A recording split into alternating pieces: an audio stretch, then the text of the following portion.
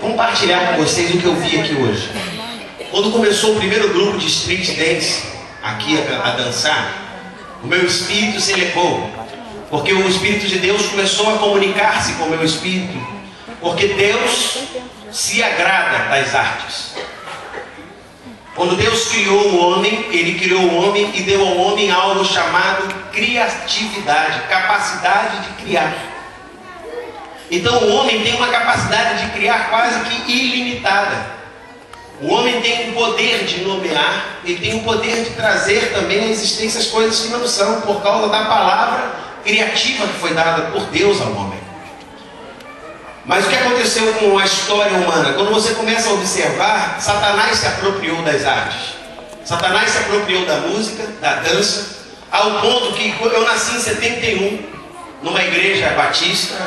Meu pai é pastor desde 75, quando eu fiz 4 anos, meu pai foi consagrado a pastor. E eu fui criado num ambiente onde dançar era do mundo, onde esse tipo de efusão que você viu hoje aqui era uma coisa que não cabia dentro da doutrina onde eu vivia, onde eu fui criado. E isso sempre me deixou assim, eu falava assim, poxa, as coisas mais bonitas do mundo são do mundo.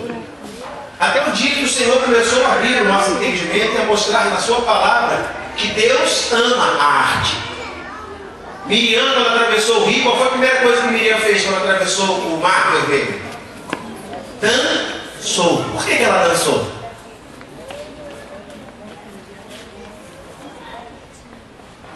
Miriam dançou porque dançar é uma expressão de adoração. Aleluia. Há coisas que Deus recebe e que o homem rejeita para a sua própria condenação. Deus recebe, Todo-Poderoso, o Criador, recebe a adoração da dança, e nós, na nossa imensa capacidade de negar-se a Deus, também nega aquilo que é dado a Deus. Então a dança é uma expressão de louvor e de adoração das mais lindas que existem. E quando eu vi aqui esses vários grupos de dança ministrando ao Senhor, e por último um grupo de arte, de teatro, fazendo aqui esta peça, né, dançada, mas simplesmente para nós observarmos o quanto Jesus nos protege do mal, o quanto Ele realmente luta por nós, e Ele venceu na cruz do Calvário. Amém.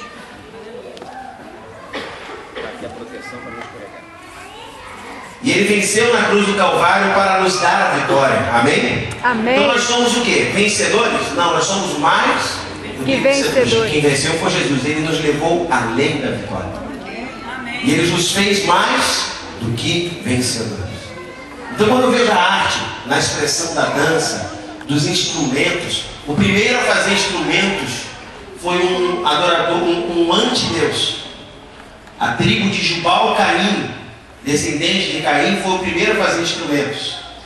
E lá em Gênesis, capítulo 6, acompanhe comigo aí. Gênesis, capítulo 6.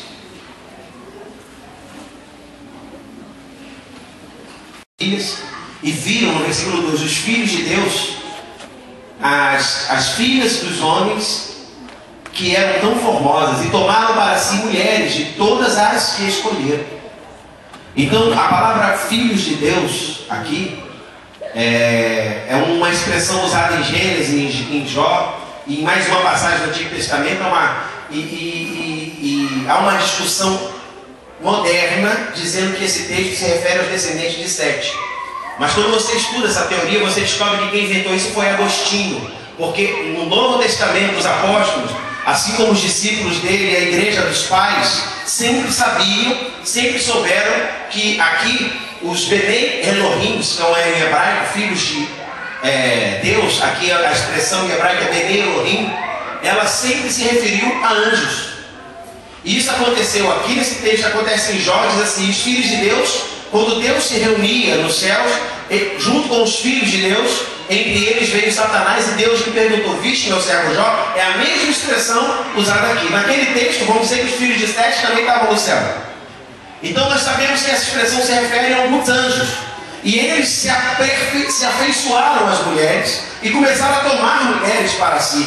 e começaram a se materializar e a ter relações com essas mulheres. E deles, versículo 4, versículo 4, naqueles dias havia gigantes, nefilins, na terra. E também depois, quando os filhos de Deus entraram as filhas dos homens, e delas geraram filhos. Estes eram os valentes que houve na antiguidade, os homens de fama.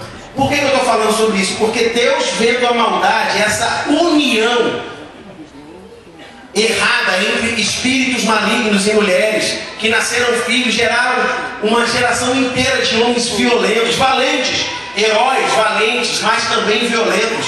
Eu acredito, inclusive, na minha crença, de que o estudo da mitologia grega com seus heróis, Perseu, Hércules e todos os outros, não é nada mais, nada menos que uma referência aos mesmos nefilins, por causa das características da mitologia e do que está registrado na Bíblia, de qual eram os seus atos.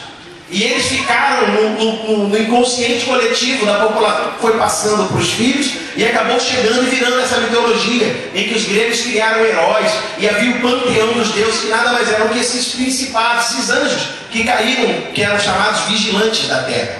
Eles guardavam a terra e se afeiçoaram às mulheres e abandonaram. E Pedro, em 2 Pedro e em Judas, se refere a eles como anjos que deixaram a sua habitação, quer dizer, a sua forma angelical e foram após os homens. Lá em Pedro e Judas cita também esse texto.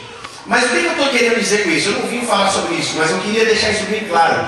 Deus abomina qualquer conexão do homem com anjos caídos, com demônios e com qualquer espírito maligno. O Senhor abomina e condena. E as artes sempre ficaram sob domínio deles, porque a igreja deixou, os filhos de Deus não tomaram por essência aquilo que Deus lhes deu. Mas a Bíblia diz em Salmo, capítulo 1, 2, que do Senhor, no 19, que do Senhor é o céu, a terra, a sua plenitude e todos os que neles habitam. Tanto no céu quanto na terra, quanto debaixo da terra. Tudo pertence a quem? A Deus.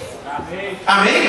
Amém. E em Romanos capítulo 8 diz que os filhos, a natureza, toda a criação, todo o aion, toda a criação de Deus, não só a terra, o planeta, quando ele fala natureza, pensa nos animais e na flora, mas toda a natureza, toda a criação, todo o universo aguarda a manifestação dos filhos de Deus, porque nós, os filhos de Deus, somos os verdadeiros herdeiros de todas as coisas. Aleluia.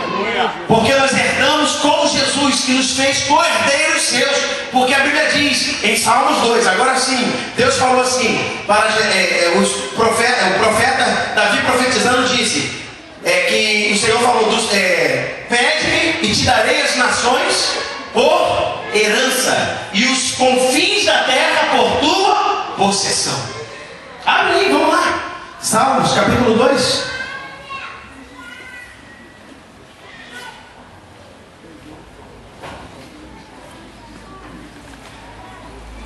Por que se levantam as nações? Versículo 7, recitarei o decreto. O Senhor me disse, tu és o meu filho, eu hoje te gerei. Pede-me e eu